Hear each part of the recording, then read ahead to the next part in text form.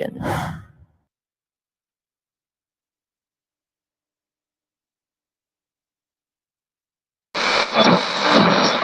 simply saying that life finds a way.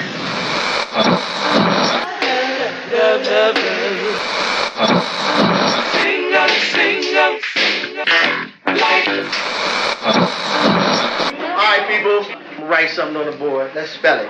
First letter. L O G. What's that? What? It's time. It's time to have real, honest, open, difficult, and inspiring conversations. It's time for Love and Life on WURD, Progressive Black Talk Media.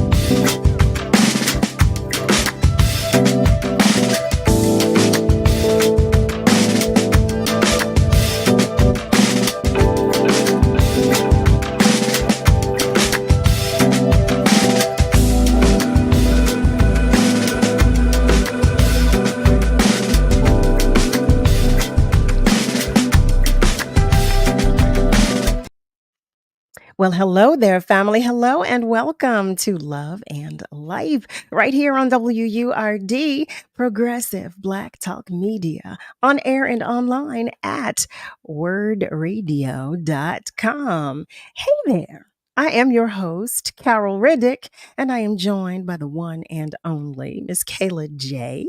Happy Monday to you all. Happy Monday. And thank you. Thank you for joining us. How was your weekend? I want to know all about it. What did you do? Did you do anything special? Anything fun? Anything nice? Or did you just chill? Well, I was about to say, did you just chill? But that's nice to me. Okay, that's special to me. But in any event, anything you care to share, I want to know all about it. I want to know everything. I am sending love and gratitude to Hynella, New Jersey, and to Pittsburgh, PA, which is where I was this past weekend. I just want to say thank you to all of you who came out and to those who wanted to do so. I had a ball. You hear me? I had so much fun hanging out again with the Will Downing family. We were in Pittsburgh. I don't remember Pittsburgh being that much fun, but I had so much fun, I'm ready to go back. And then I had my own show in Hynella, New Jersey. So thank you, because we had a ball. And if you saw any bit of my social media, you can see how much fun I had. Okay, how much fun I had particularly. But I digress. I want to know all about what's going on with you. I want to know how your life is, how things are coming along with you on this Monday, July 17th. So family, if you're new to the show, what I like to do as we get started is a little check-in. I call it a roll call, if you will, So you can call me at 215-634-8065, or you can call me toll free at 1-866-361-0900 just to say hello. That would be nice. And tell me about your weekend, because I already told you I want to know all about it. And to our family members on our socials, send me a hello. Say hi. Let me know what's going on with you too. You all know how I do. You know how I am. You know. Let me know that you too are ready to join the conversation that we're about to have tonight. And to those of you who are simply listening, we know you're out there. Your presence and your love are always felt and are greatly appreciated. I don't want you to think that it's not, okay? It is. And lastly, but certainly not least, to our family members whose light is shining just a little dimly today, just know that I'm sending you all the extra love and hugs that you can handle. You hear me? I'm sending it all to you. Okay? Because we all need that every now and again. And happy birthday. If today is your birthday, happy one more trip around the sun. I gotta figure out how to say that. That doesn't sound right when I say it. I don't know. But happy birthday to you if today is your birthday, or if you celebrated it over the weekend. Happy birthday, Cancer. Cancerian. So, family, you know what today is. Today is Monday. And that means that we have our check in with our resident clinician, who is also the executive director and co founder of the Black Brain Campaign. She's here today to talk with us about eating disorders, about what exactly they are and how people can overcome them. So, family, I invite those of you who do not know to meet the one and only FARIDA Boyer. Good evening, everyone. How are you? How are you doing today? I'm doing well. Yeah, did you have a good weekend? You know what? It was quiet, and that's not normal for me, which is a good thing.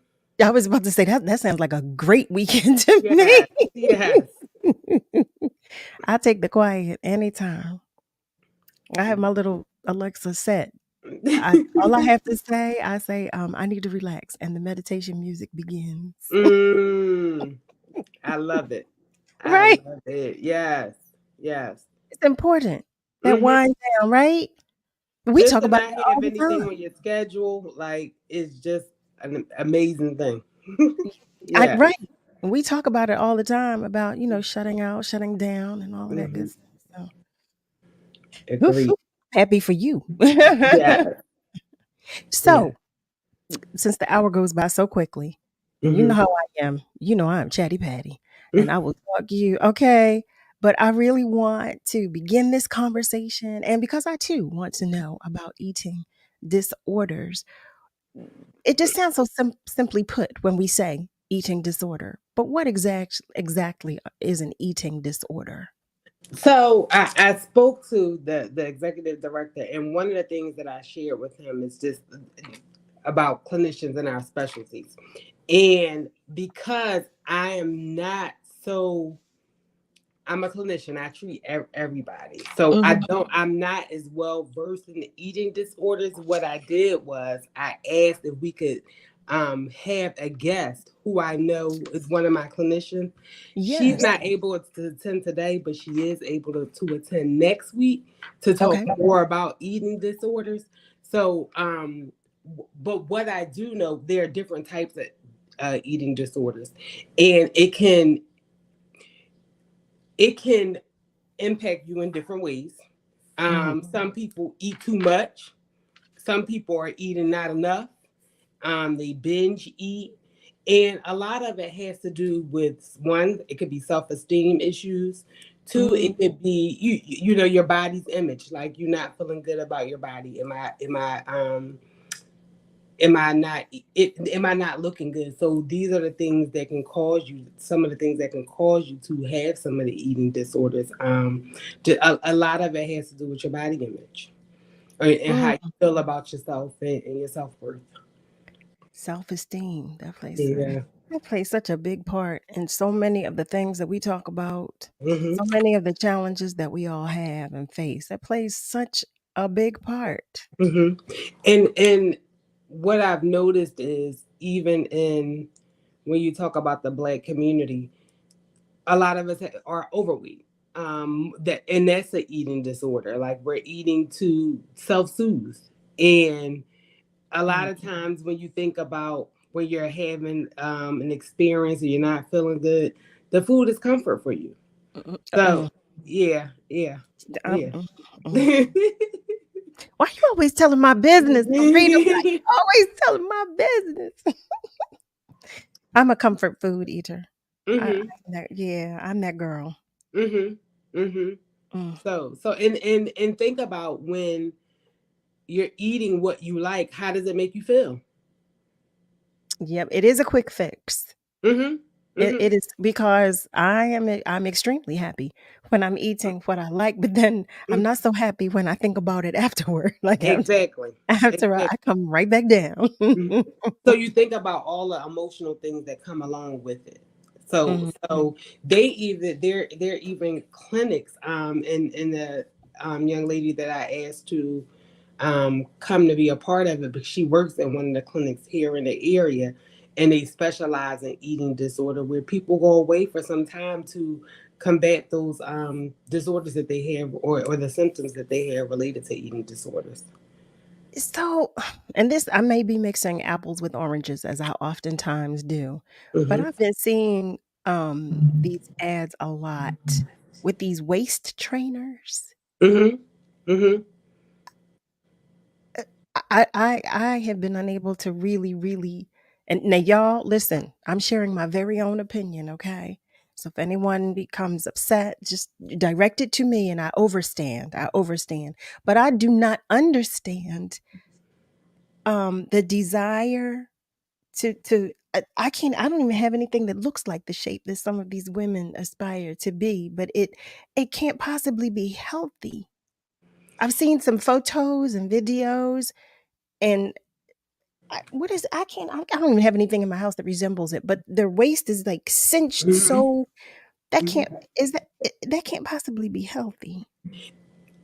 And you would have to ask a medical doctor, but I believe like anything, when you overdo some things, then Hmm. it's when you and I don't know if we talked, I feel like we touched on it before when we were talking about like surgeries, the surgeries Mm, and mm, things, and mhm. how that is impacting people. And a lot of times people are going through and having surgeries because they're not feeling good. It all goes back to the self-esteem and not feeling good about themselves. I want to look like this person, or I want to look like that person. And just to even um have a doctor to say like what kind of body type do you want? I want a Kim Kardashian body type. Like, Mhm. is that even realistic for your body? I can't say that it is. Yeah, um, every time we talk about the different challenges we face as a human being, I Mm-hmm. promise you, it feels like we snowball because so many things are so closely related. Mm-hmm. Mm-hmm. And here we are, we're talking about we started with eating disorders, and Mm-hmm. and now we're talking about self-soothing Mm-hmm. with food. And I know we associated it at one time with depression, and that all plays a part in it too. And we're talking about lack of self-esteem, and there's just Mm-hmm. Mm-hmm. so many layers to it all. So, and here I am adding to it, talking about waist trainers. Mm-hmm. Because now, let me be clear, I am not judging anyone who uses a waist trainer or has the desire to use a waist trainer. I am not judging you at all. What I'm simply saying is that this is for me as it pertains to me, Mm-hmm. that I just I don't understand I don't understand the science or the usage of it. It feels to me like it would be unhealthy. So I want to be clear because I'm not attacking anyone in any way, and I mean that mentally and physically, Mm-hmm. that it would be unhealthy because you become, I would believe that you become dependent to a degree, um, on this waist trainer, for a desired effect or result, and Mm-hmm. it's something that you continue to do. So I want to be clear, okay, family. I just want to be clear. And when you think about anything that you do and you overdo it, that could become obsessive, and that will impact your body overall. So a lot of times when you think about waste, even just working out, a lot of times it's like consult your physician. So Hmm. I don't know how that, because I don't wear a waist trainer, so I don't know. Maybe I need one, but I might need one. Listen, so, listen. but I think that anything that you do, it's like you have to be mindful of the overall impact that it can have when you Right. over time, and that's anything. Because and think about it, even now, you see a lot of commercials about the Ozempic and the so many of them. It's about three or Yeah. four different one of these these pills that people are using, and it's a way it's they're able to use it to lose weight, and a lot of people that I know have used it and lost a lot of weight. um but you have to be monitored by your physician, so just being Mhm. mindful of whatever it is that you want to do, and as it relates to eating disorder, weight loss, and all of those things, be mindful to make sure that you're consulting with your physician. Family, I just want to let you know, for those who are unaware, if you've just joined us, you're tuned in to Love and Life right here on WURD, Progressive Black Talk Media, on air and online at wordradio.com. We are talking with Farida Boyer, who, as you know, is our Monday check-in clinician. It's that time. It's that time. It's that time. So this week we chose the topic of eating disorders, and Farida shared with us. She says she's worked with some clients, but not as many in depth, and that there is a specialist with whom she works who was unable to join us tonight. But we've begun this conversation. And it's a conversation that we most certainly will continue. But I'm curious to know from you, family, is there anyone, or are you familiar with anyone that has or has had an eating disorder? Because I'm curious to know. I do have some questions myself about eating disorders. I want to say hello to some of our family members, or one in particular who is checking in, Miss Julie. Hi, Miss Julie. Miss Julie writes, getting through grief affects how we eat. Soup is a comfort food. It is. I love soup. Adding veggies, she writes, fruits and proteins as the appetite returns to normalcy. I'm trying. I have allergies to fruits, so that's always a challenge for me. But trying to find, and I have texture issues. Go figure. Okay, so like there's some of the foods that I can eat. I don't like the way they feel. I don't. I don't. Go figure. I talk about issues, right? But here I am over here with my many issues. Miss Julie also shares, oh, you want to come see me at the Dell?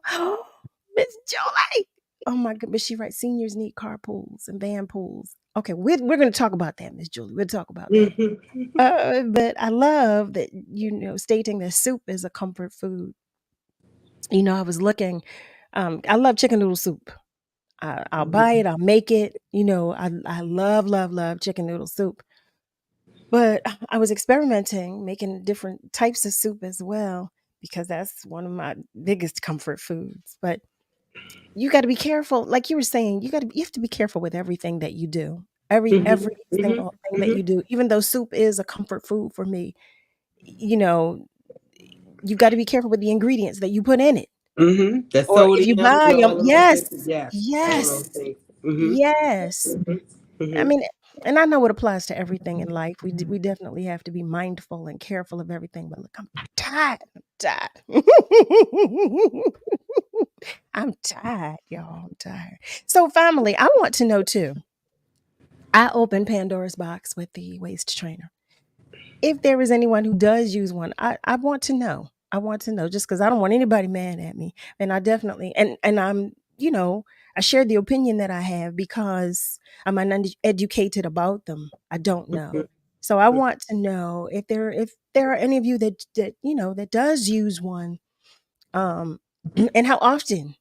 Like how I don't even know with what frequency they're to be worn, and how that works. But I've seen, and I will share that I'm sharing this because I said that I've seen online, I've seen different like advertisements, and I've seen different things on social media, posts of women whose waists were so small that it looked alarming to me.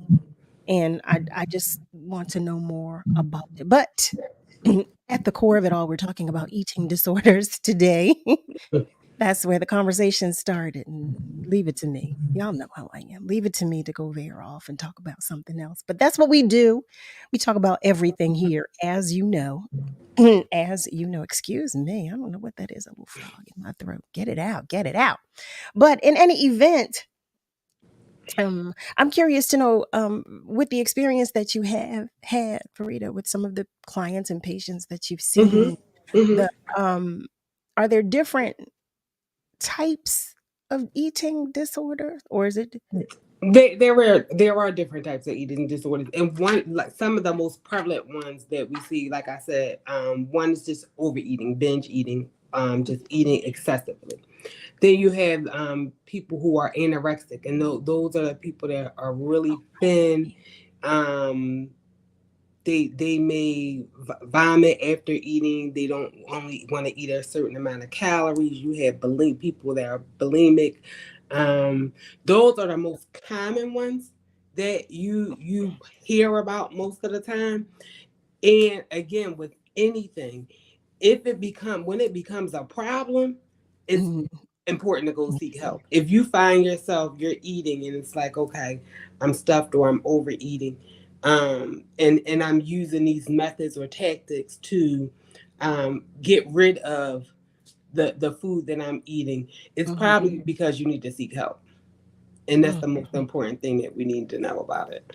Oh, family, it's that time. It's time for us to take just a short commercial break, but the phone lines are open and so are our socials. So join the conversation, talk with us, and let us know what you're thinking, how you're feeling. We're interested. We want to know. But stay with us because we'll be right back.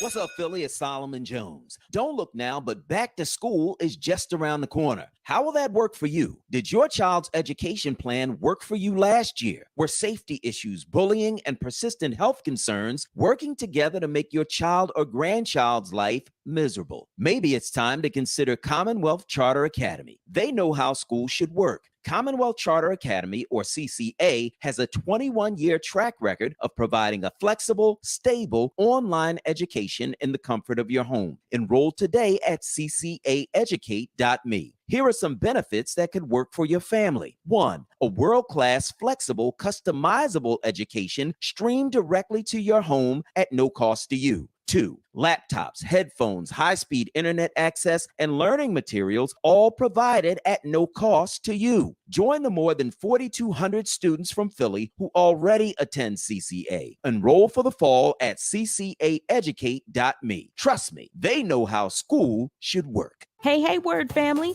save the date, Friday, August 18th for the 2023 Founders Day celebration. Please join us in person for an all-day block party featuring a tribute to Walter P. Lomax Jr., MD, food, music, the presentation of the Community Impact Awards, and more. You can also stand with WURD Radio. Start or renew your 4WURD membership on site. Save the date for our 2023 Founders Day celebration, Friday, August 18th. We are WURD, Progressive Black Talk Media. What are you waiting for? If you've been enjoying the information and interviews WURD provides every day or come out to our community events, it might be time to become a member. This year marks the 20th anniversary of WURD, and there's no better time to join the 4WURD movement. Sign up or renew your sustaining membership at just $90 or your digital membership for just $5 a month. Join online at wordradio.com/membership or pick up the phone and give us a call at 215-425-7875. Press 4 for assistance. The time to join is now. What am I waiting for? You're listening to Love and Life with Carol Riddick on WURD, Progressive Black Talk Media.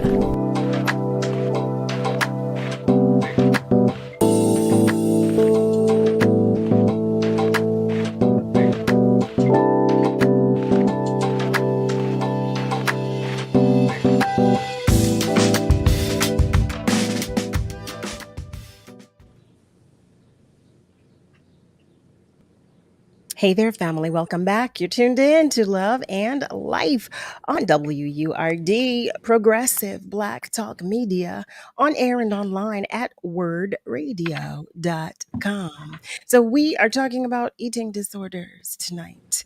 We're talking about everything under that umbrella, quite honestly, and inviting you to join the conversation. You're welcome to do so by commenting on our socials, or you can call us, and you can do that by dialing 215-634-8065, or you can call us toll free at 1-866-361-0900. You know, something occurred to me. I have one question for you, but then I want to go to our phone lines. But I know typically when we talk about an eating disorder, I think of it being associated with weight. But As I'm It's thinking about it now, it's not, right? It's not it's just not necessarily about the weight. It could be some trauma. It could be depression. It could be it's your way of controlling what's happening for you. It's your way of kind of control for yourself. When you think about other people may do different things. One of the things, as we're talking, and I'm starting to think about just even the work that I've done in the past, and when you think about some of the things that you have to look at is when people are on strict diets. Um, no, I'm only eating this, or I'm only eating this amount, or they're using laxatives almost like excessive amount, taking an excessive amount of laxatives, and when you think it could be when you think about because a lot of times you see eating disorder in young adults. So when you're thinking about and I'm just using this as an example, when you go off to college, you don't have that monetary supplement, the money that you used to have, and so it's like, okay, that can be an issue that can contribute to eating disorders. I can't afford to buy the food that I had when I was home, so now I have to eat this amount and all of those things. One of the other things that we don't see or we don't see or talk about a lot is pica, and that could be eating of hair, eating of paper, different things like that. That's also an eating disorder. did you say hair? Mm-hmm. Oh Mm-hmm. wow. People Oh eat different no. things. Oh. Yeah. Even when you talk about the lead poisoning and things Mhm. like that, people like children eating chip paint and stuff like that. Those are the things that can are symptoms of eating disorders. Mm. Yeah. Mm. Oh, okay. I'm processing that. That just feels so painful. Mm-hmm. I'm processing Mm-hmm. that. What I would like to do right now is go to our phone lines. I believe we have some family members that are checking in. Are you still there by any chance? Hello. Hello, Miss Riddick. This is Rick calling you from Germany. Rick, hi. How are you? You pressed my elbow button, my funny bone, and I would like to join your conversation. Well, welcome. Welcome. We welcome you. Hello to your guest as well. Thank you. Hello. How are you? I'm not good. I'm not very I'm sorry good. to hear that. But I have knowledge of eating disorders because I have one. Mm-hmm. Mine was induced by the CIA. But I would like to talk about eating disorders beyond women and body shaming and Mm-hmm. um, and the fear of being overweight. Uh, Mhm. I think eating disorders can also occur when we have the trauma of poverty and the lack of food, and the Mhm. person has Mhm. known hunger. You Mm-hmm. can go from having known hunger to binge eating also. So that I would Mm. I would put under the trauma of poverty and lack of food can also lead to an eating disorder. Um, there's also a type of tuberculosis that is underdiagnosed there in America, where eugenicist doctors fed tuberculosis to unsuspecting people, not just black people, but people who were, it was unknown to them, in water, in milk, and specific foods that hold the bacteria. Um, this damaged the esophagus and the stomach to some degree, but then the bacteria faded in the lower intestines. But it was absorbed through the esophagus into the spine, into the Mm. brain, into the bones. Mm. People are walking around with bone, brain, and spinal tuberculosis, and they don't even know it because it doesn't show up on an x ray and it shows up in skin tests and is often dismissed, or they'll prescribe simple drugs for it. But it damages the esophagus in a way that increases hunger. And many people binge eat without knowing why they're binge eating. Then I would come to my case. I was given intestinal parasites in 2003 in Washington, D.C. This type of parasite doesn't kill you and it doesn't emaciate you right away, but it increases hunger. Many doctors will dismiss your claims and you will suffer hunger in this extreme situation.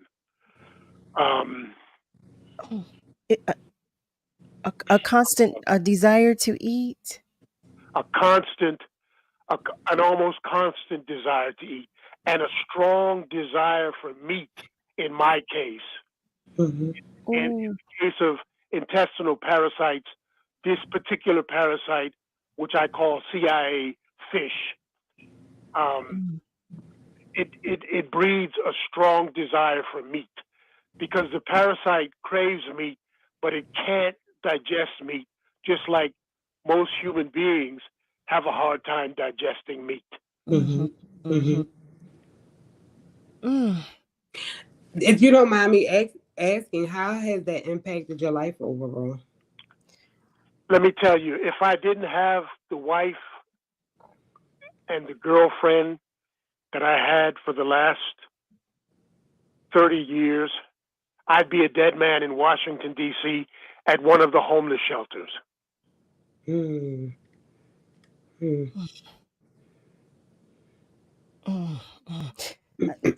I'm so sorry. I'm finding myself at a loss for words because I can't imagine the constant desire to eat and then trying to navigate that, trying to because it's, that's a huge psychological trauma. It creates huge psychological trauma. That's a battle of all of your senses, quite honestly. And it's a constant battle of all of your senses. Well, let me say this: the bigger battle is anger, because there are internists, doctors of internal medicine, there are family practitioners here in Germany as well as in Washington, D.C., where I'm from. They know that there's a simple blood test that diagnoses most types of parasites, and they can get critical blood tests to diagnose tropical parasites. So when you know that doctors know this, psychiatrists know this, and you know that you're being denied medical care, the anger and rage is enough to make you hurt someone. I have a good wife and a good German family. And the intention of the CIA was to break economically anyone who took me in and tried to help me, because off-the-shelf remedies are very expensive. And I would say that for young girls struggling with bulimia or the I think that's the eating disorder where you think you're too fat and you eat, you starve yourself. Yes. Am I correct in that? Yes. But the many doctors will dismiss a girl who is not emaciated as a troubled person but not damaged in her eating unless she becomes emaciated. And this is dangerous too, because bulimia is common in America.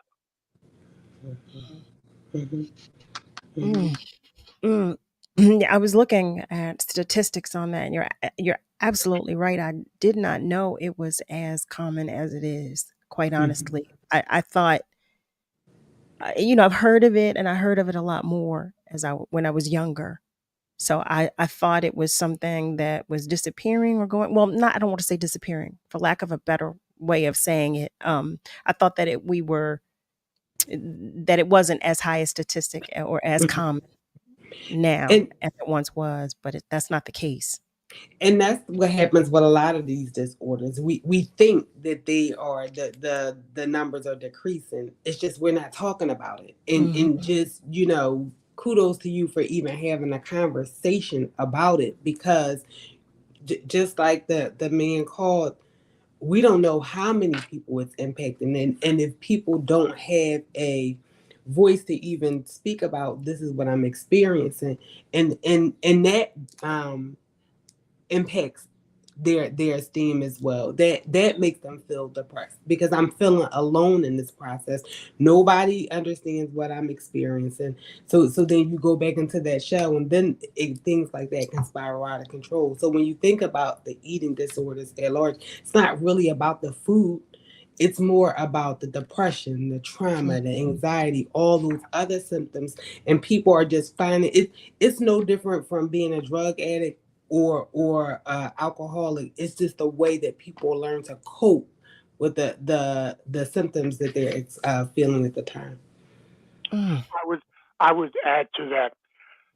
Even though bulimia is pretty big among young girls who want to be uh, the magazine body image, I Mm. think that the trauma of poverty and those who have lacked food is just as great as bulimia. I will Mhm. close out with that and let somebody else have the mic. Thank Rick, you. thank you. Thank you. Thank you. Thank you for always contributing to the conversation and for sharing. I cannot express to you how much I appreciate you sharing. And I will continue to keep you and your family in prayer. Um family, you are most welcome. Family, if you have just joined us, you are tuned in to Love and Life on WURD, Progressive Black Talk Media, on air and online at wordradio.com. We are talking about eating disorders. That's what we're talking about tonight. And I was explaining when we started the conversation, I was explaining, and I just want to say again, because I am not well versed. I did some reading, I did a little research and all, but, and I did learn that, it is more common than I even thought. Mhm. uh, Having an eating disorder is more common than I even knew that it was, or thought that it would be right now in 2023.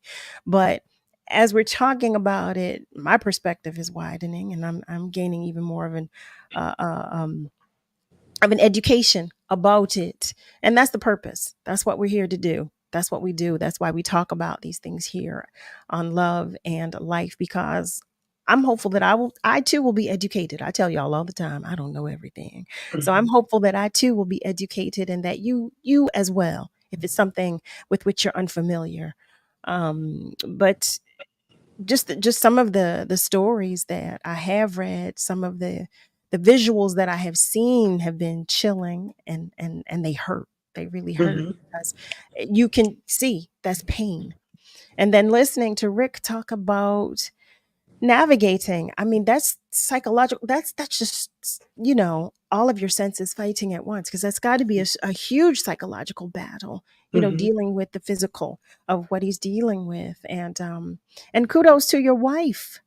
God bless her. Oh my goodness, God bless her, because I know this has to be taking its toll on her as well, as a loved one. I want to take a moment to go to our socials just before we go to break, just to say hello to Brother Nasir, who is joining us. Hi there, Nasir. It's always so nice to know that you too are here with us. And Miss Julie is commenting about everyday diets. And she speaks also of like convalescent homes and rehabilitation recovery. Talking about the dietary restrictions and allowances in both of those places. um, it just seems like as we uncover this or open this up, there's just so much, so much, so much. And then you were talking about, now y'all, again, I'm just going to share this because this is slightly, but y'all hear me talk about my little fur baby. Y'all hear me talk about Chloe all the time. That's my child. That's my daughter. And I'm sticking to it. Okay. But when I got her, she had been, she came from a home where she was mistreated and she was malnourished when I got her. And I had to help her learn how to eat. Like she would rush. At first she wouldn't, then she would rush. Now, and as I'm listening to you talk about poverty and I'm listening to you talk about, I constantly have to monitor what I give her because she will eat if I, and I know some of you are saying that's what dogs do. Well, no, it's another, it's on another level with her. She'll still, because she wasn't eating well, she wasn't given a lot of food. She was malnourished. So she'll eat if I let her, if I allow her. And then I'm thinking, if we're talking about children and young adults, the same has to apply because they're relying and dependent on someone else. So y'all just work with me because I'm working through my thoughts and I'm processing what we're discussing and all of the information that we're sharing here. But I'm also inviting you to the conversation. What we're going to do right now is we're going to take another break. Okay. But keep in mind that the phone lines are open and as are our socials. We're going to go back to the phone lines when we come back. So stay with us because we'll be right back. The job search can be a difficult and frustrating process. WURD's Livelihood Initiative was designed to help you find the right opportunity for your next professional move. Check out these recent openings posted on the Livelihood job board at wordworks.com. Brown ShopRite and Fresh Grocer are hiring cashiers at multiple locations, and Herb Foods are hiring truck drivers, various warehouse shift laborers, and a sales representative. For more information on these jobs and many others, go to wordworks.com and learn more about the Livelihood Initiative. Brought to you by WURD Radio, progressive Black talk media. Walking into the building for the first time after the shooting, it was crippling, but it had to be preserved. In response to the Pulse nightclub shooting that affected the LGBTQ community, Barbara Poma, owner of Pulse, founded the One Pulse Foundation to honor Pulse victims and survivors. If you're an ally of this community, speak out. There are more of us together than apart. It is the power of love in its rawest form. Join the fight for LGBTQ acceptance. Learn how at lovehasnolabels.com. Brought to you by Love Has No Labels and the Ad Council. Hey, did you feel that? Feel what? Feels like a wave just hit me. I think something's happening at WURD Radio. Are you ready? WURD Radio's rocking the boat and bringing you new programming. Beginning Monday, June 26th, check out some of your old favorites and new additions in new time slots. New position. Morning Drive begins with The Source with Andrea Lawful Sanders, Monday through Friday from 5 a.m. to 7 a.m., followed by Wake Up with WURD with Solomon Jones, Monday through Friday, 7 a.m. to 10 a.m. Get your news and entertainment from Reality Check with Tanya Pendleton, Monday through Thursday, 10 a.m. to 1 p.m. Keeping it real with Reverend Al Sharpton returns to the middays, Monday through Thursday, 1 p.m. to 4 p.m. Your drive time remains enlightened by Evening Words with Nick Taliaferro, Monday through Thursday, 4 p.m. to 7 p.m. And grab a nightcap from Love and Life with Carol Riddick, Monday through Thursday, 7 p.m. to 9 p.m. Listen on air and online at wordradio.com. WURD Radio, celebrating 20 years of progressive Black talk media. What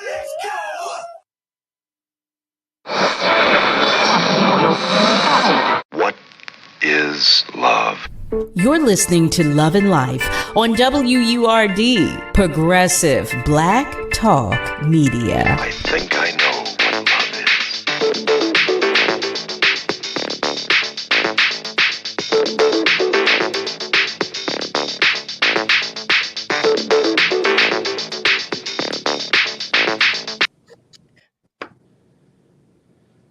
Well, hello there, family. Welcome back. You are tuned in to Love and Life on WURD, progressive Black talk media, on air and online at wordradio.com.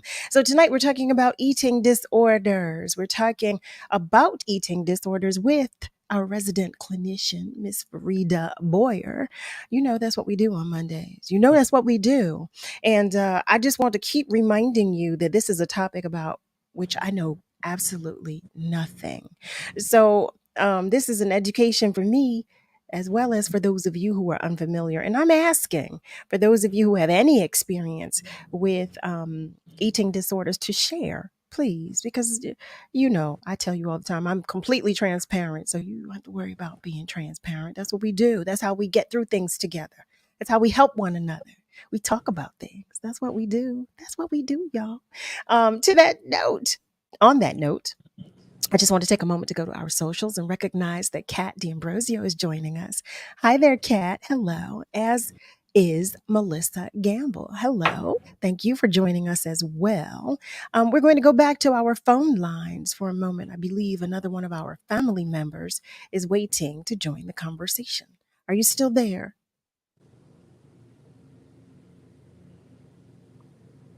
Yes, I'm here.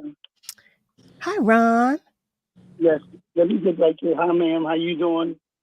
I want to talk about this bread of heaven. And I'm glad that God has given Cal bread of heaven, the spiritual bread to heal her body and to be able to take the information that she gives out and come back to her for the healing process. That if without that bread of heaven giving you hope and the ability to take the information and apply it with your diet and all those things, that's the key. And may God give all of us this bread of heaven. It is available for all of us. And why that is so significant, and I say this, when Cal had been eating this bread for quite some time, when Mr. J was sick and going through his metamorphosis, Cal said some words to that man, and he sort of gulped and Cal wept for him. Little did I know, when we went into the church, Cal family members was in this church at Jesse Gavin's homegoing service. She was sitting in back of me. I didn't know that person was related to Cal. And she was sitting in the back of me, and she was crying. And that's when the Almighty gave the lady brought her tissues to wipe her face. But God wiped away her tears, whatever she was crying about. How significant is this?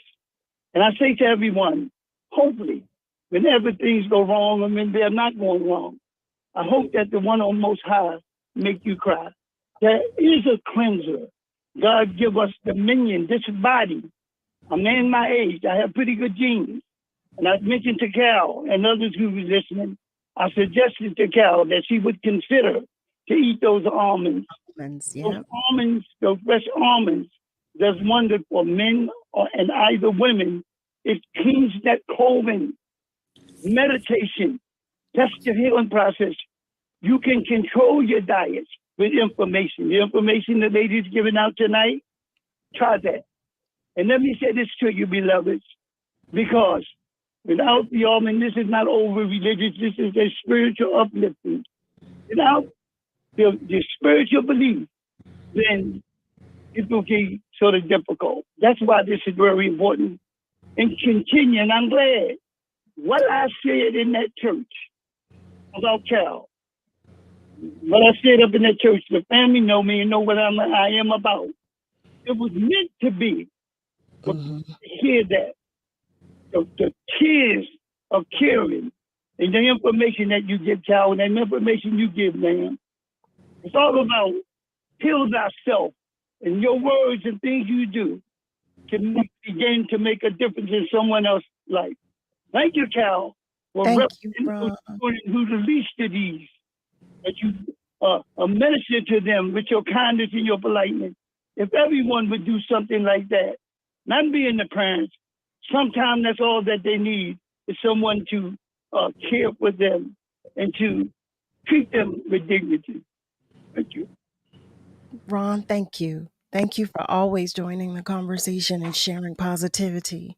And I do want you to know that I did buy those almonds. I did. I bought some almonds right the next day. I meant to tell you that. I sure did. I sure did. And look at this. Look at my, see, I have my water too. I've been sipping on my water. You've seen the hot tea, but you've not seen the water. I've been doing both. I've been double fisted here. But family, if you've just joined us, you're tuned in to Love and Life on WURD, Progressive Black Talk Media, on air and online at wordradio.com. And we're talking about eating disorders. So, Farida, I have a question for you. Is it possible to heal from an eating disorder? I believe so. Yes, I Okay. believe that, and that's what I said. What I mentioned earlier. I didn't even realize this until my colleague had went to go work for the agency. How big of an issue that it was, especially in our community, that there is like a residential facility for people to go to that's close to the city, for eating disorder. So, and again, it's not so much about the eating, but dealing with the trauma behind the eating, dealing with the symptoms behind the eating. What's going on? What's actually causing you to have these symptoms? And with anything, once you do the work to figure out what's going on, what's causing it, I believe that it again, as long as you're doing the work to resolve it, because nothing's magically going to happen and say, you know what, we're going to give this person a pill, they're going to stop eating, or they're going to start eating more. It's actually working to find out the symptom, because in most cases, there's a symptom of the larger problem, and finding out what that symptom is that's causing those things to happen. But there are steps that goal, like you, with any treatment plan, you establish goals, action steps to achieve those goals. And with eating disorders, those things can too, be, and a lot of times people say, can like it go away, or can you get over it? It's gonna always be something that could show up again, because you may go ahead and go through the process and get seek the help that you need. But once you're triggered again, a year from now or two, then that's when you're doing the work. How am I going to handle this? How am I going to manage this without going back to the way that I used to deal with it, and just using those learned techniques to kind of get through the process of whatever it is that you're experiencing that led to it. Thank you for that. Thank you for that. I know we, and I like to ask that question. Sometimes, family, I ask questions that I believe I know the answer to, but I do so because some may not, and some may. Like, I know you have the same questions. Sometimes you have questions, and you say, "Well, that's the question." When they say the dumbest question is the one you never ask. So, I wanted to ask that just so that we're all and the other part of it too is because I know when we talk about things, when we talk about everything we talk about in this space, I know oftentimes we tend to say, well, I can get past it. I can get over that. I can get it. But it's important to know that there's a process with everything. It's important to know that, you definitely do have to deal with the root. You have to get to the root of the problem. That's a part of the process, and that's a part of the journey to get past whatever the issue is, about which you're either obsessing or that is causing you more of a challenge than you'd hoped.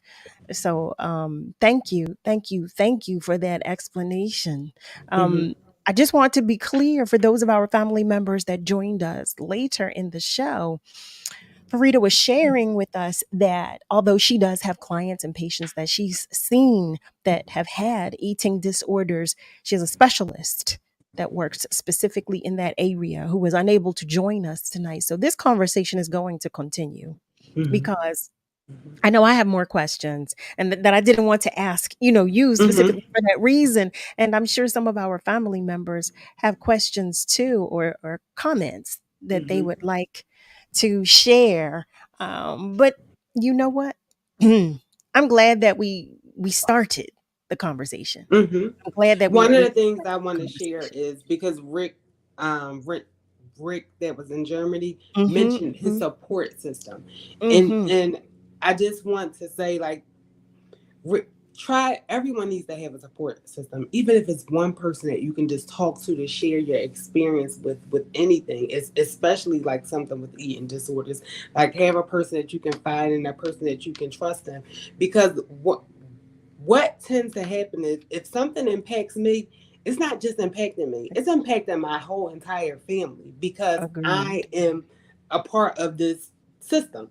So we want to make sure that we have a support system, and that even the people who are experiencing something, a mental health disorder or eating disorder, any type of disorder, as family members, friends, try to support them the best way you can. Can I attend a group meeting? Can I attend one of your sessions?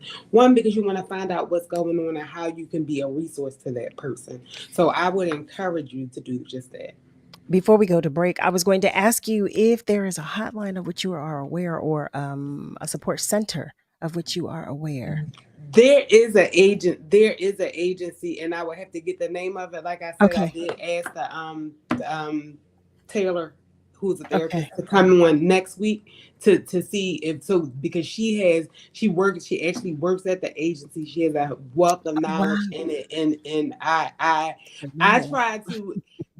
And people may not know this, but like as clinicians, we specialize in certain things.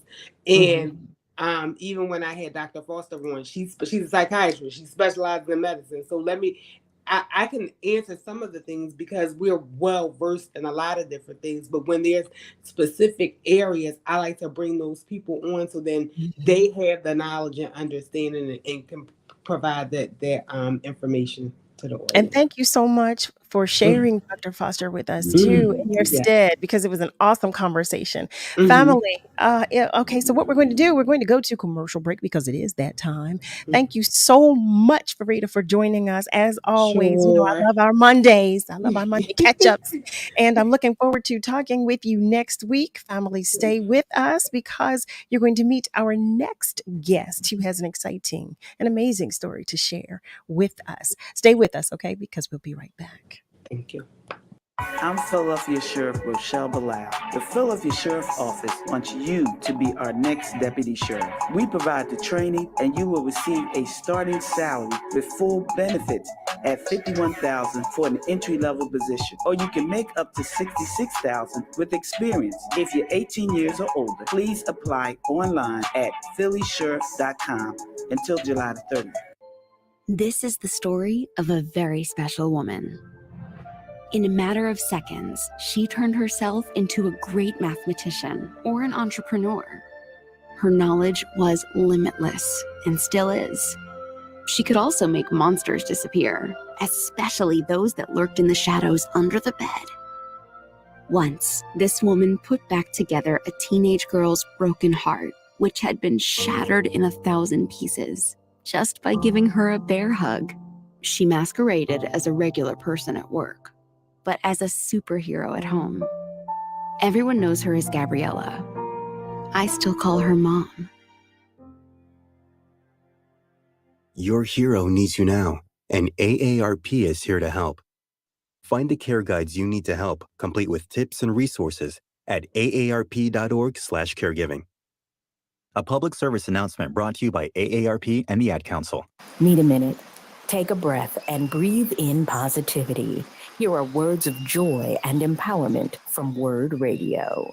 Vision without action is merely a dream. Action without vision just passes time. But vision with action can change the world. These are the words of Joel Arthur Barker, and my prayer and hope for Philadelphia, a city I was born in, educated, lived, and work in, will collectively come together to help its citizens by bringing economic prosperity to those in need, create safe and affordable housing for the disenfranchised, and create safe and organic spaces for adults and children to grow. I am Kimberly Lloyd. This joy and empowerment vignette was brought to you by Comcast. We're bringing joy and power to the people. This is WURD Radio, 900 AM and 96.1 FM, WURD, Philadelphia. Celebrating 20 years of progressive Black talk media. Streaming online at wordradio.com and the WURD Radio app. This is your celebration. Hi, I'm Sarah Lomax, President and CEO of WURD Radio, and I want to wish us a happy 20th anniversary. Wow, it's hard to believe that we're marking 20 years of progressive Black talk media. It's been a wild ride. I started out as a host. Remember Health Quest Live? Then general manager, and now president and CEO. We have grown, expanded, and evolved over the past 2 decades. What a journey. A big thanks to our incredibly talented team of hosts, producers, sales execs, tech, and admin folks, and of course, our dynamic leadership team. To our listeners, members, and sponsors, thank you. We are because you are. Stay tuned as we continue to bring joy and power to the people throughout the year. Happy New Year and happy anniversary, WURD. We're celebrating 20 years of progressive Black talk media.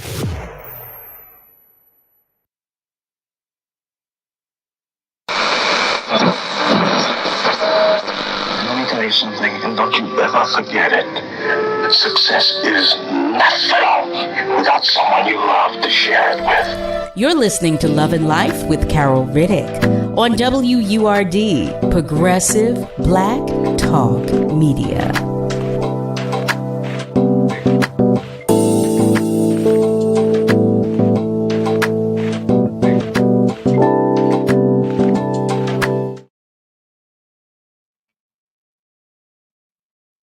Well, hello there, family. Welcome back. Welcome to the top of the second hour of Love and Life, right here on WURD, Progressive Black Talk Media, on air and online at wordradio.com.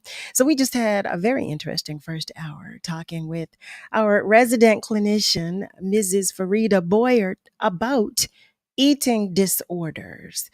And the conversation is going to continue. I should share that with you. What she shared with us is that although, she sees different clients about different specialties, she has a specialist with whom she works who was unable to join us tonight. So she's going to come back next week and we're going to continue that conversation so we can really dig deep in, on the topic. But I do want to recognize some more of our family members who've joined the conversation. Hi, Alfredia. Hey, Frey. How you doing? So glad to know that you are here with us, as well as Miss Lily. Hi there, Miss Lily. Always good to know that you're here. Kat is sharing about the almonds. I know I bought my almonds, Kat. I bought them. And I've been eating them. I've been eating more cashews than almonds, but I have been eating my almonds. So I'm trying. But in any event, we have an exciting second hour planned for you. And I say exciting because this conversation is one that I can't wait to have. Another conversation, if you will. Our next guest, is the author of Around the World in Black and White. She believes travel helps to create tolerance, understanding, and empathy.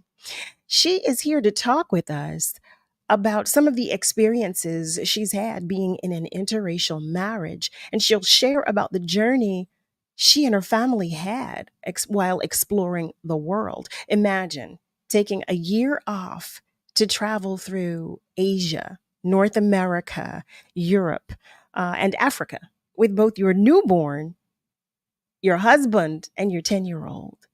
Heavens to Murgatroyd. Family, I invite you to meet Alana Best. Hello there, beautiful. How are you? Hi, Carol. Thank you so much for having me. Appreciate being here. I can't wait to have this conversation. Well, first of all, I love to travel, but I'm anxious to hear all about the intricacies. Yes. Well, first of all, congratulations on the newborn. I imagine the baby is a little older now. How old are the little ones now? Yeah, so we had 3. So one of them is 3 years old, 5 years old, and then 15. So we got a full house. Lots of love. Okay. Oh my goodness. Okay, first of all, from where did this idea come to bring a newborn baby and a 10-year-old Yes, traveling. yes, well, not just traveling, because you say that, and that could just be a trip up the road. That could be, like we're going to the beach for the weekend, but you all went around the world, basically. That's true. Yeah. So my husband and I both live up in Canada, and we worked for our employer who allows you to put a certain percentage of your salary away, take some time off, and do whatever you like with that.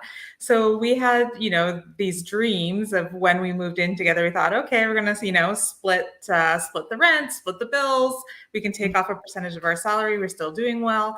And, our relationship grew over time, and we kind of thought, well, we'd also like to grow our family and have a baby. And it was sort of, getting to that age and that point where we felt like, should we wait? And if we wait, are we going to compromise our ability to maybe have a little one? So we just said, forget it. I don't think that life needs to stop or end when you have children, and you can do adventurous and amazing things with them. So we just decided to do both. So we took parental leave, which in Canada is generous, and also this deferred salary leave from our employer, and combined them. And off we went with a bit of a hope and a prayer. Wow. Wow. Okay, there is so much to unpack with this conversation. So much.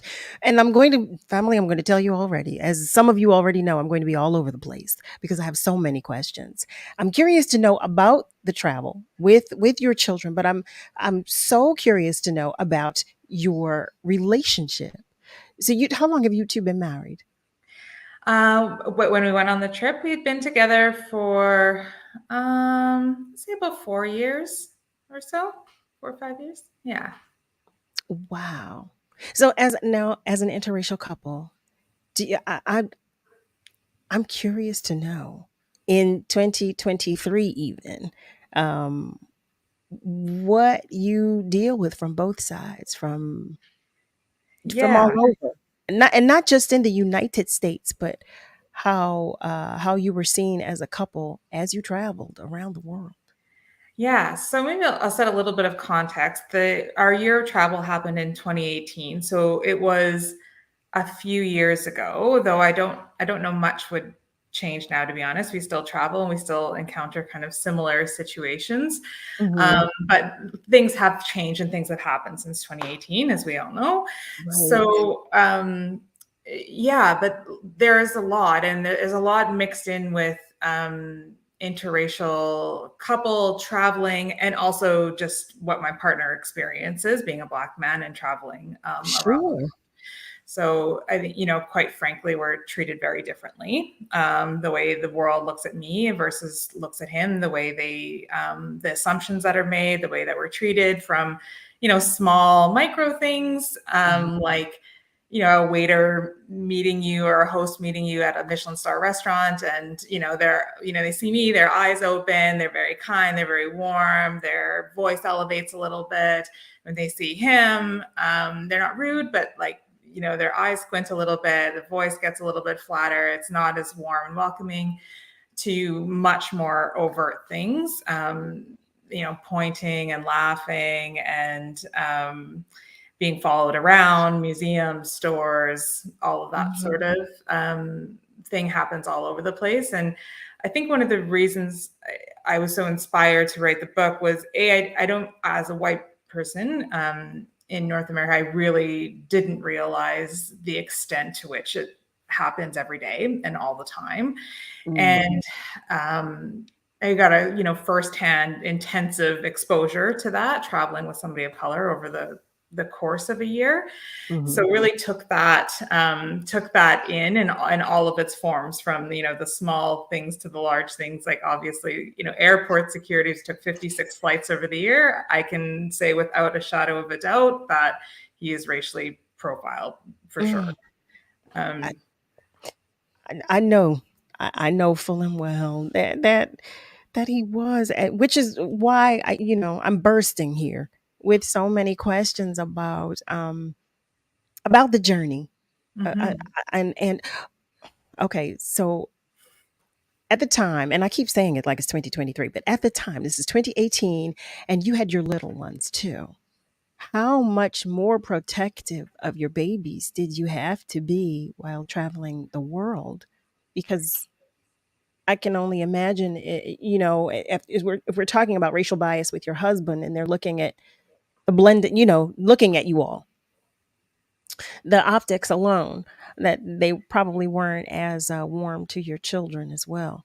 How do you protect your children? Yeah, it's a good question. And maybe now's also a good time to explain that the oldest daughter, who was 10 years old at the time that we traveled the world, is Mhm. from my previous marriage. So she's white.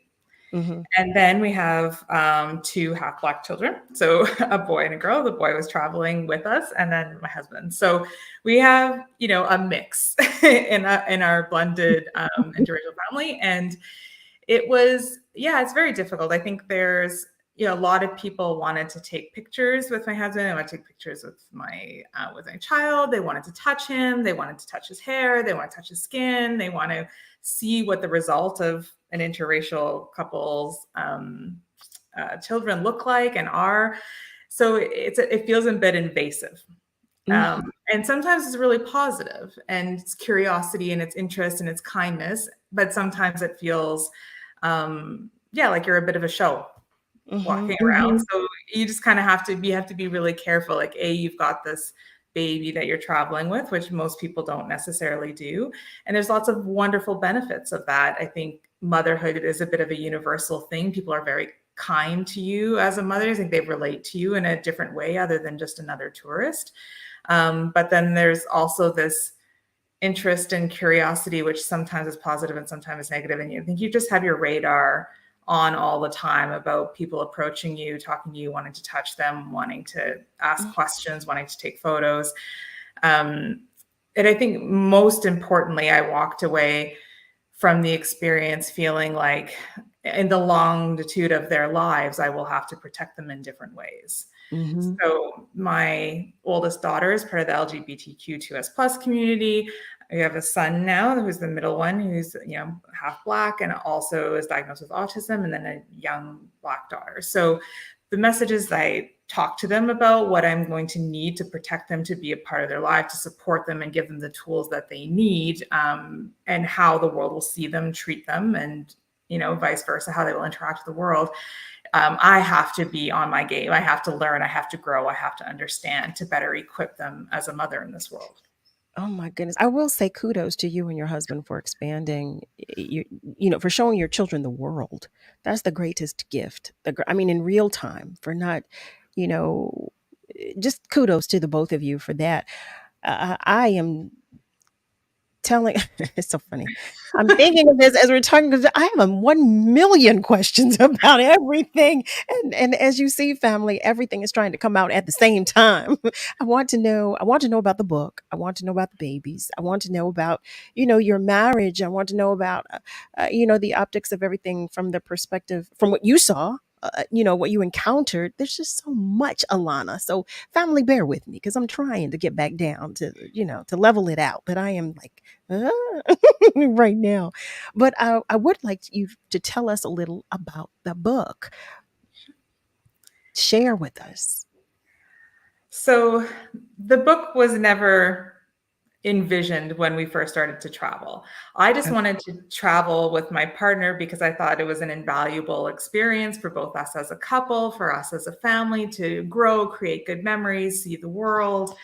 It was just a gift. It was this beautiful gift, an opportunity, and that was it. And then things started to happen as we started to travel. I would say my white bubble burst very quickly on the trip. And I started to, grow and understand what it's like, what it's really going to be like, being a parent to Black children, to being a wife, to being a better global citizen, all of those things. Sure. And so, I started telling my friends and family about the trip, about some of the things we had experienced. And I think there were a lot of people, especially my white friends, that were very shocked that it was still happening, like that it was so prevalent. And were unaware that these types of situations and things were continuously, happening in that at the rate and magnitude that they were. And someone along the way, my sister-in-law, Billy Joe, said, Alana, you should write a book. And so that's how this book kind of came to be. I think a lot of it is white people need to talk to other white people about race and do some of the heavy lifting involved. I think when I have a conversation with especially other white people, they listen in a different way, they understand in a different way, they ask questions in a different way. And I was given an opportunity to be exposed to something, really understand white privilege to a different degree than what most people are and can experience. So I feel like it's an important message for me to be able to bring to the world and to talk to people about. So that was the premise. I'm listening. I'm listening to you say this. When you're sharing about having had conversations with some of your friends and some other white people that and they're saying they were shocked, saying I just didn't know. It's so interesting to me. But as I'm listening to you say this and I'm processing, I'm thinking how the optics are different for us, as a Black person, for me as a Black person, as it would be for a friend of yours, say a friend of yours as a white person. They wouldn't know. They don't see what we see. They're not privy to what we see and what happens with us. So family, y'all know I'm usually having revelations when I'm in the midst of a conversation because I just don't think about these things sometimes as well. But as you said it, and it's right in front of my face, and I'm thinking, well, how about that? Because they would have no way of really, it's not right in front of them. And it's something that we deal with. It's something that we deal with every day and have dealt with for such a long time. But thank you for shedding light. Thank you for doing so. The book, when is the book due to come out? The book is due to come out August 29th. So in the next month and a little bit, which is really exciting.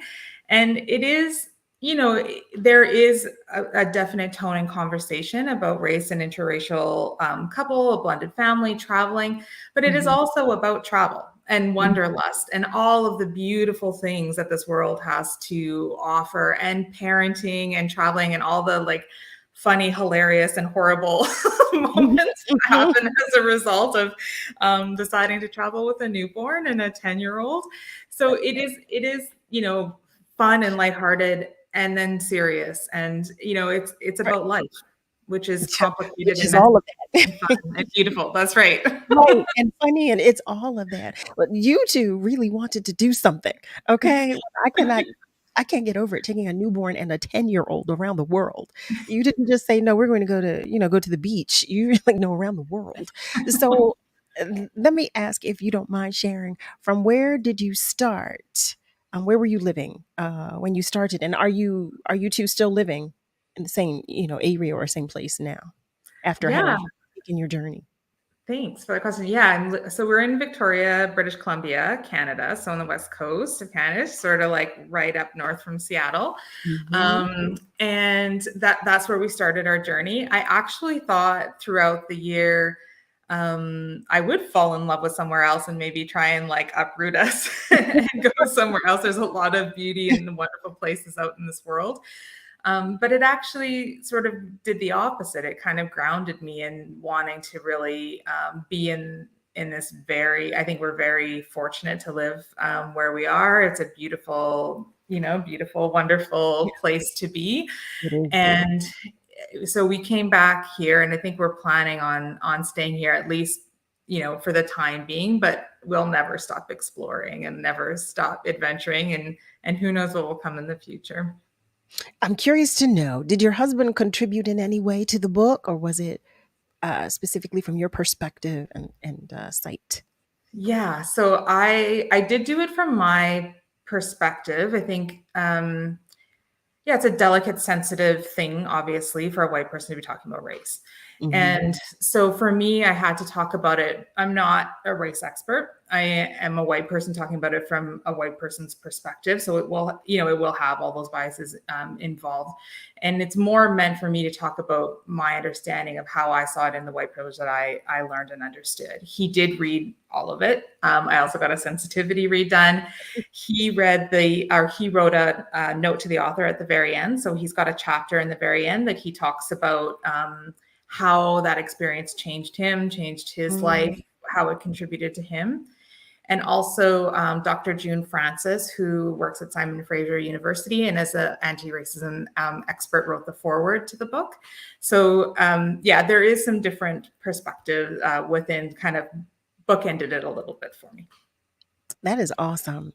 I'm curious to hear some more stories. I want some more stories, good and bad and indifferent, about the journey as a whole. I want to know where you had the most fun or the most, the weirdest experience, and then the most unusual, or where you were met with the most opposition even, or challenges in any way. But I'm going to give you a chance to think about all of that before we go to break.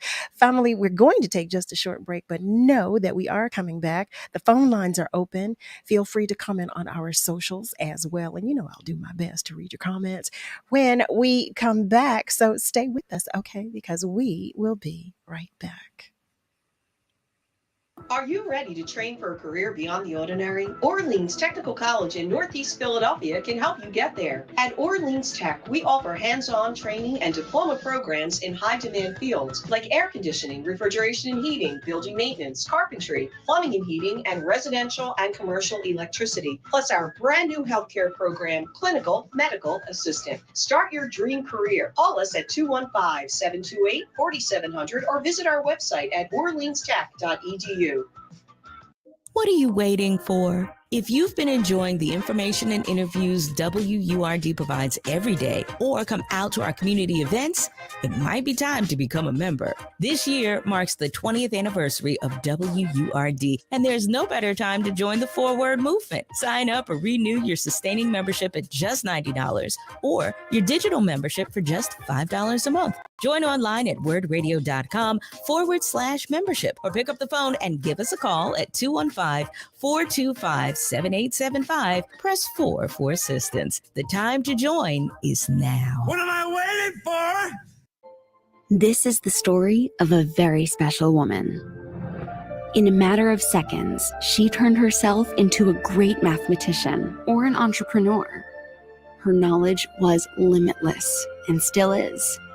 She could also make monsters disappear, especially those that lurked in the shadows under the bed. Once, this woman put back together a teenage girl's broken heart, which had been shattered in 1,000 pieces, just by giving her a bear hug. She masqueraded as a regular person at work, but as a superhero at home. Everyone knows her as Gabriella. I still call her Mom. Your hero needs you now, and AARP is here to help. Find the care guides you need to help, complete with tips and resources at aarp.org/caregiving. A public service announcement brought to you by AARP and the Ad Council. Hey, WURD family, save the date, Friday, August 18th for the 2023 Founders Day celebration. Please join us in person for an all-day block party featuring a tribute to Walter P. Lomax Jr., MD, food, music, the presentation of the Community Impact Awards, and more. You can also stand with WURD Radio. Start or renew your WURD membership on site. Save the date for our 2023 Founders Day celebration, Friday, August 18th. We are WURD, Progressive Black Talk Media. You're listening to Love and Life with Carol Riddick on WURD, Progressive Black Talk Media.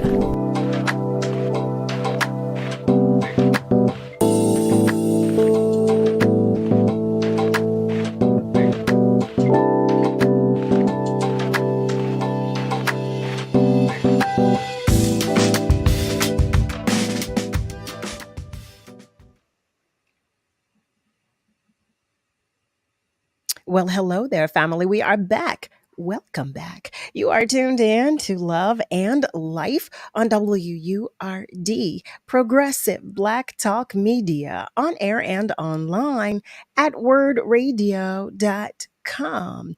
We've been talking with Alana Best, and she has been sharing with us about her journey and her book. She has a book coming out in August, and it's titled Around the World in Black and White. As I shared earlier, she believes that travel helps to create tolerance, understanding, and empathy. I happen to agree wholeheartedly with you on that. But she's here talking with us about some of the experiences that she and her family had while traveling. She's in an interracial marriage, and she and her family journeyed around the world, quite honestly, which it just sounds amazing when I say it. But imagine taking a year off and traveling through Asia, North America, Europe, and Africa, uh, which is, like I said, the most beautiful gift you could give to your children. So kudos to you and your husband for doing that. Before we go back to our conversation, I want to recognize some of our family members who are joining us in our socials. Sherry Riddick. Hi there, cousin. That's my cousin from Atlanta. She's in Atlanta, rather, joining us. And Kat. Kat was asking, what year did you write? Okay, so Kat, I don't know if you heard the answer to that question, but the book will be out in August. So the trip took place in 2018, was it? So the trip took place in 2018. So it's about that travel, the travel that took place in 2018. But the book will be coming out in August 29th to be exact. So Alana, share with us. Share with us, please. Tell us some stories about the experiences you all had. Thanks. I would love to. And I would start off in saying, there were so many wonderful experiences. I think one of our favorite was going to Egypt. You just see so much, and seeing things that you've known about in books or grew up learning about, and then seeing it in person is very different. For anybody that's ever traveled to Africa and seen, the wildlife in the wild, it is very different than, seeing it in the zoo, and brings tears to your eyes. And I think both of us felt similarly when we saw the Egyptian pyramids and when we saw mummies. When we went to Africa, you see rhinos and elephants and giraffes. It's the world is a spectacular place, and enjoy it as much as you can if you can get out there and see it. It's so different in person. So we've had, we're just so blessed to have been able to do and see so many things. But as far as some of the more challenging things as an interracial couple, there was definitely a number of them. I'll tell you one story that happened to us when we were in China. We went to go see the Terracotta Warriors, which is in Xi'an, China. And we had a tour guide. And often this happens also, I find in our relationship is, Roland was taking care of Kimani, was kind of off a little bit. And then they'll come and ask me all of these questions. I think maybe they feel they can be more open with asking me these kinds of questions and set it with my husband. And so she comes and says, "Oh, how did you two meet?" And I said, "Oh, we met online." And she was like, "Oh, so did you know he was Black when you met him?" And I was like, "Oh, yeah, we shared pictures of each other and, had conversations." And so the conversation went on and on with this woman, and I was trying very hard not to look shocked and try to be open and have the conversation, because otherwise, how is anyone supposed to, learn and grow from. Sure. But this is a woman who is a tour guide who sees many different people, all different walks of life. So it's taken aback a bit, but it's not the first time, I would say, that these types of questions come up. And the questions revolve around, what is the dynamics of your relationship? So is there a like social elevation reason that you're together? Is there a money reason that you're together? Is there a power reason that you're together? Do you, Alana, only date Black men? Do you, Roland, only date white women? Is there like some sort of fetish thing going on? Is there it's like people ask all of these questions trying to figure out why you're together and what your relationship is about and if there's something to it. And I think it's difficult sometimes people to wrap their head around like, no, we were literally, it's a super, straightforward, we're just two people that fell in love. And our skin color happens to be our skin color. And that's kind of the end of the story. So, and it's not, it has happened in Africa and some other places as well, where I think people are trying to figure out if there's an underlying story or dynamic beyond, the surface. My goodness. Oh, people. But it's always, well, first of all, thank you for sharing that because I did ask. Thank you very much for sharing about the experiences you had. Were your children treated differently? And before, let me share to a family for those of you who are just joining the conversation. Alana shared that her eldest child at the time, they were traveling with two. The eldest at the time was her daughter, who was from a prior relationship. So she's white, and their son, it was your son, right? Who was black, who's half black. So I'm curious to know, were they treated differently in those places as well, or was the attention pretty much centered on you and your husband? Yeah, I would say I would be interested to know what you think, but I do feel that for the most part, children get a bit of a pass. And they were both treated very, very well and very kindly. There was a bit more attention, I would say, on the baby, and whether that's a baby or whether that is because they're a result of an interracial couple. So people are very interested in what they look like and kind of want to touch them and all of those sorts of things. Like there was that aspect to it. So invasive. Oh my Yeah, very invasive. But I think people love kids and children, and they're very cute and they're wonderful, and there's an innocence about them until they hit a certain age, and then things sort of start to shift and change. So at the time, I think both of them were so young. The girl was 10, and there's a newborn up till 1 year old. Everybody was very kind, just maybe a little bit too curious or invasive, maybe at times. I want to take a moment to go to our socials. Family, I'm so sorry. I've been bogarting. I've been asking all of the questions, and I know that you too probably have some questions you'd like to ask. So going to our socials, Kat shares, thank you for letting me know about the book. Where will the book be sold? You can get it anywhere. You can get it on Amazon. You can get it sort of on all of your favorite online stores. It's probably like the easiest and simplest way. She also shares that she's so excited to hear about your experiences in Africa and Egypt. And she writes, it's so true, the questions that people ask.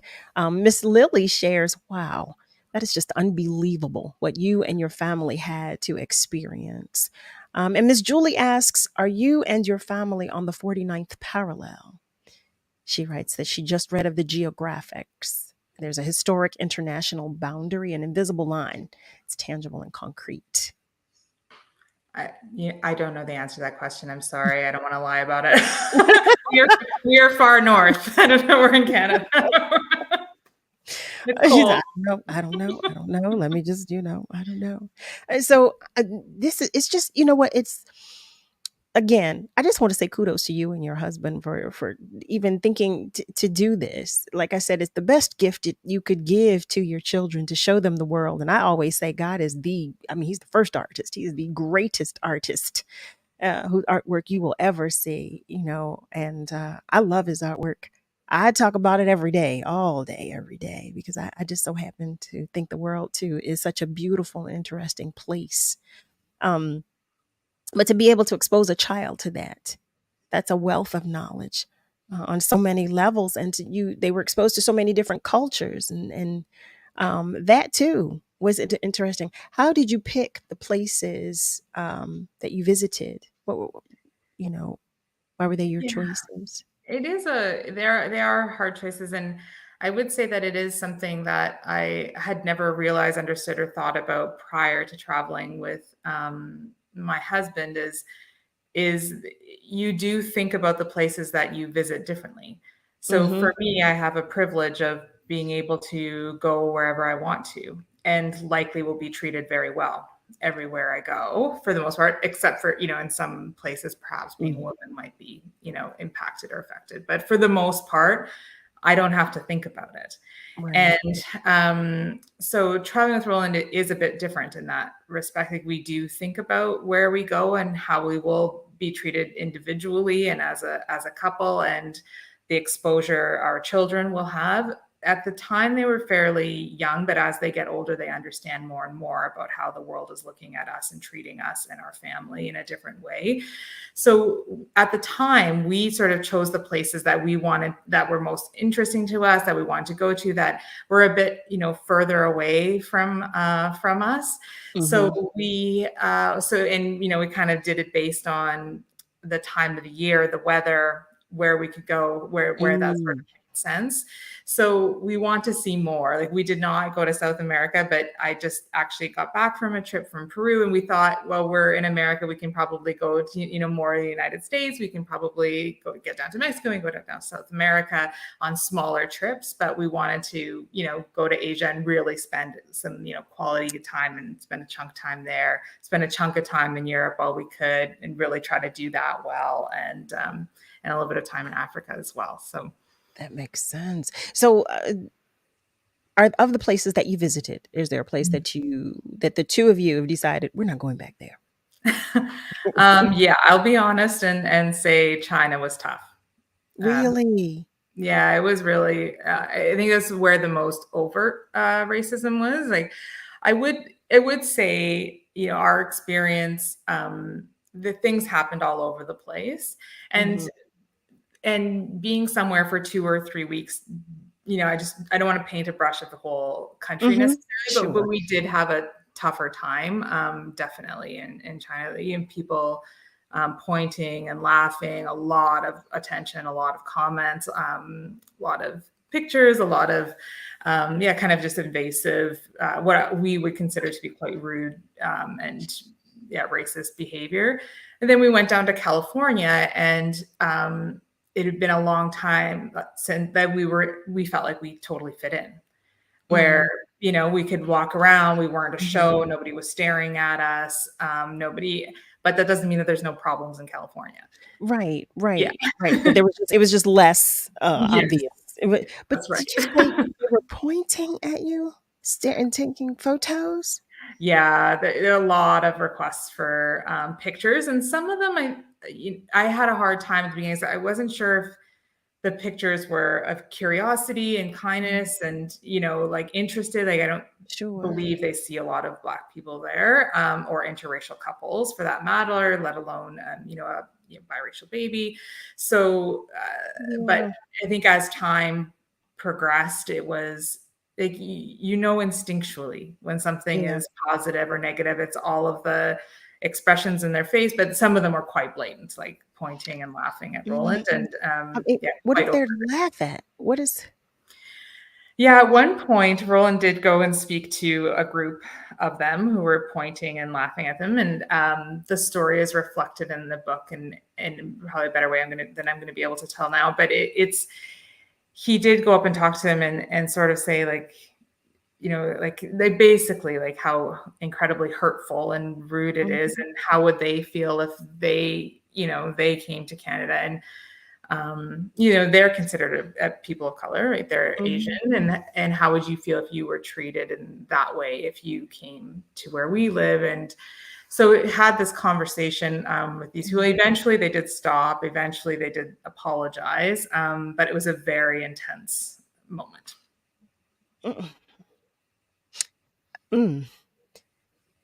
Family. So, if you've just joined us, you are tuned in to Love and Life right here on WURD, Progressive Black Talk Media, on air and online at wordradio.com. We are talking with Alana best. And she is sharing with us about her upcoming book titled Around the World in Black and White, which will be available on August 29th. Quite honestly, everywhere. She shares everywhere. It'll be available on August 29th, Around the World in Black and White. But she's talking about the journey that she and her family had in 2018 when she and her husband took their children, their daughter and their son. Their son was a newborn and their daughter was 10 years of age at the time. They took them on a trip around the world, which is the greatest gift I believe you can give to a child. And she's sharing about the experiences that they had. We're going to take just a short break, but as I'm looking at our socials, Alfredia has a question. So I'm going to leave this question with you before we go to the break, but she asks, how hard or was it hard for your daughter to transition into an interracial relationship / family? So that's the question I'm going to leave with Alana. But for you, family, just know that if you have a comment, feel free to share it with us on our socials, because this is what we're doing. We're talking. That's what we do right here on Love and Life.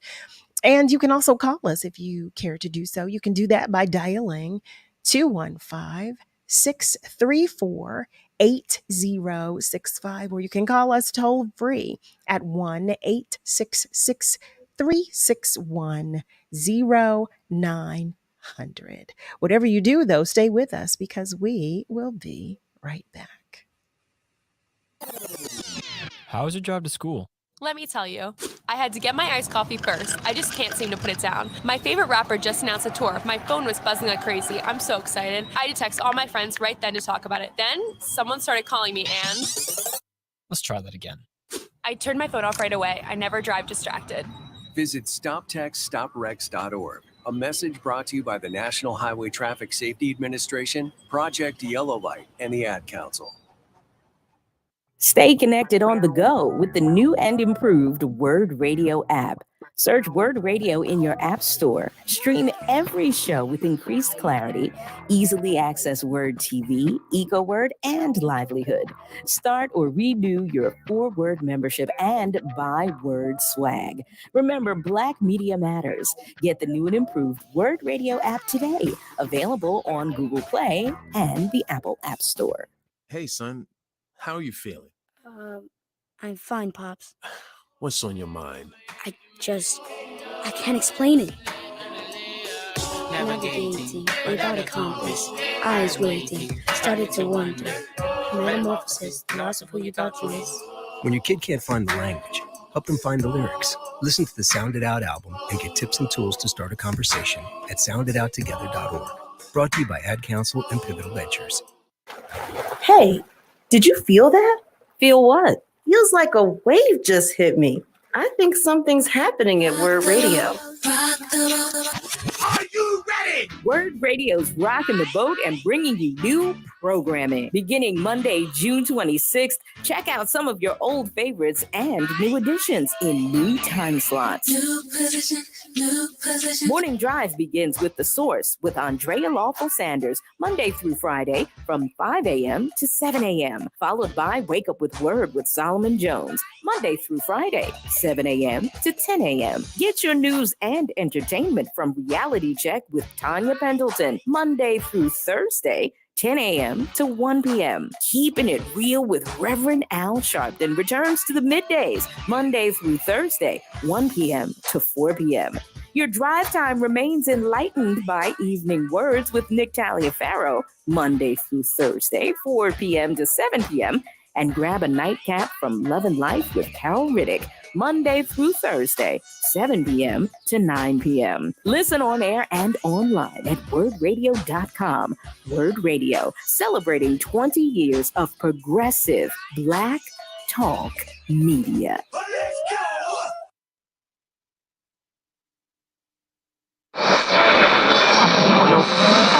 What is love? You're listening to Love and Life on WURD, Progressive Black Talk Media. I think I know.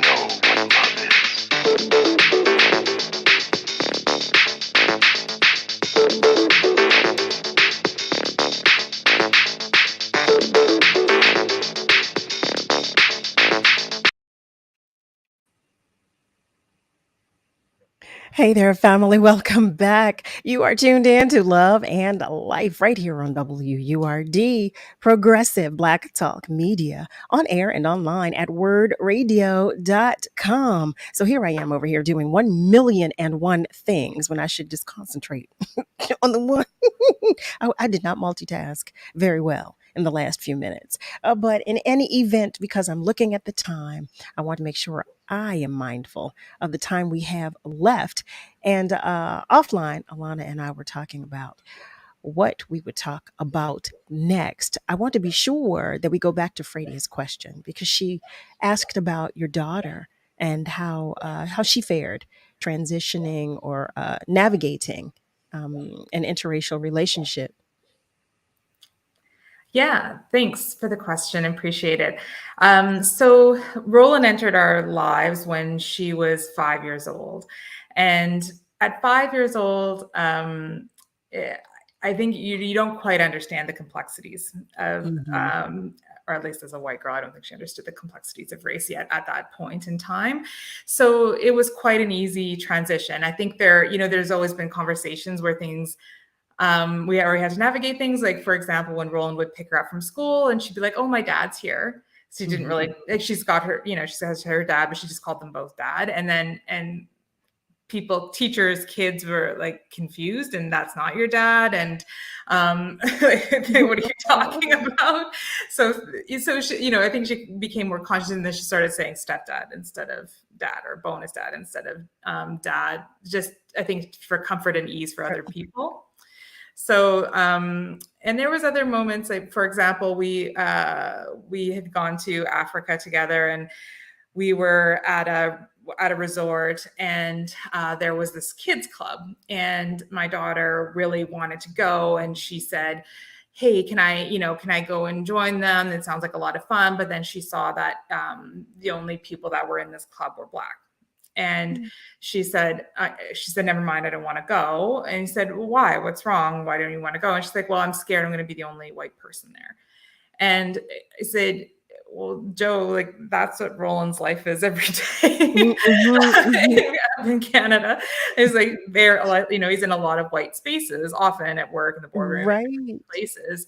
So we really talked through and say, it's just people and you're going to have a ton of fun and you're going to do this. And she did go and she did have a good time and she enjoyed herself. But there was a bit of it's very rare for us to feel like the minority. And it was so important for, it's important for us to go through that as well, because it doesn't happen that often.